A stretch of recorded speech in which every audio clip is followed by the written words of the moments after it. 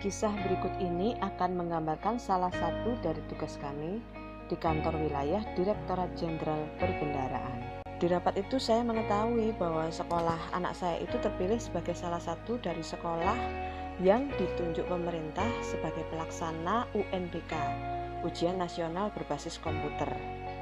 Tentunya ini sebetulnya kebanggaan ya, tetapi ternyata kebanggaan itu sedikit dibarengi dengan keresahan.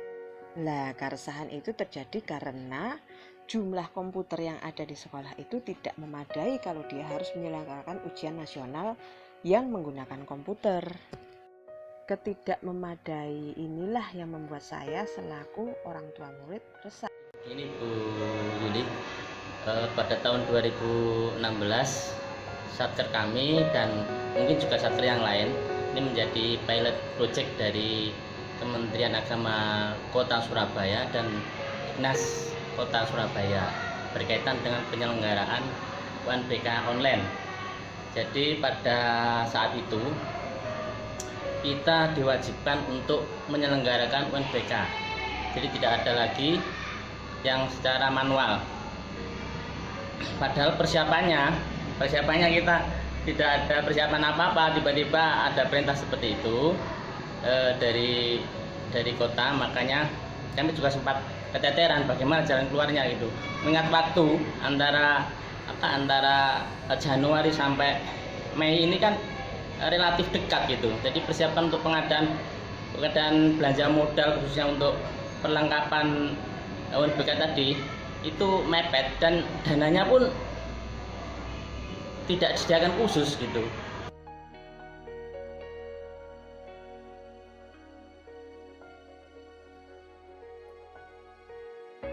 Saya pada waktu itu adalah sekolah yang pertama mengikuti program pemerintah untuk UNBK.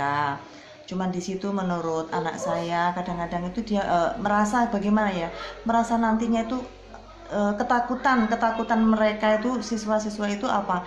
Takutnya nanti itu apakah mencukupi jumlah komputer yang ada di sekolah mereka.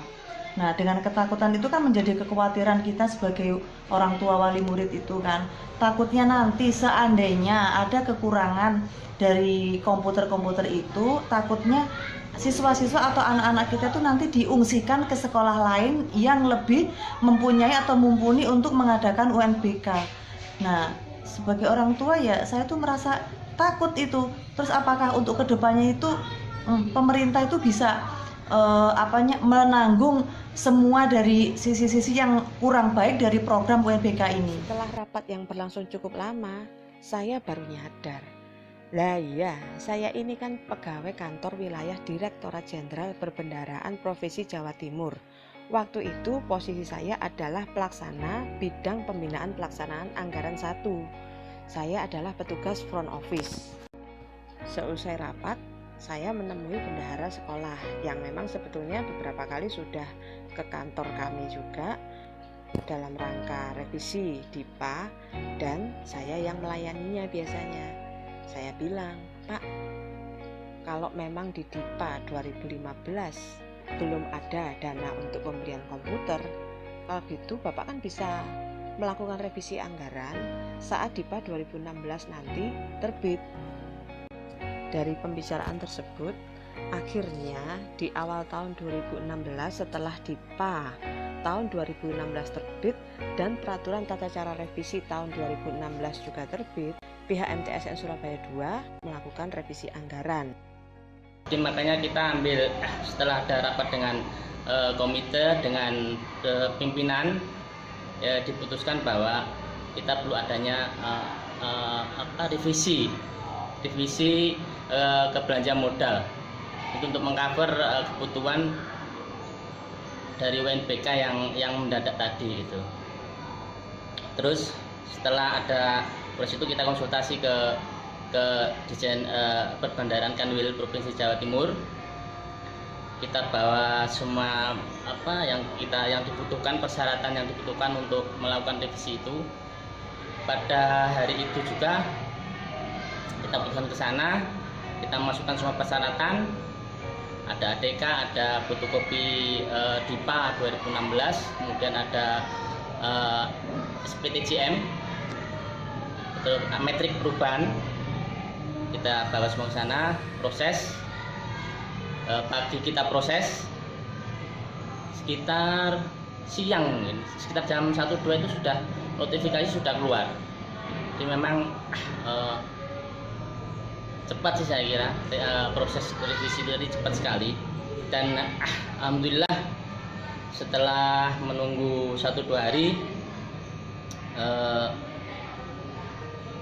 proses itu selesai, kemudian kita proses selanjutnya untuk mencari rekanan untuk pengadaan barangnya tersebut. Dan ya secara garis pokok kemudian kita bisa membeli unit-unit yang diperlukan untuk perlengkapan penyelenggaraan UNBK. Dan seperti ini salah satunya masih ada di ruang sebelah juga ada.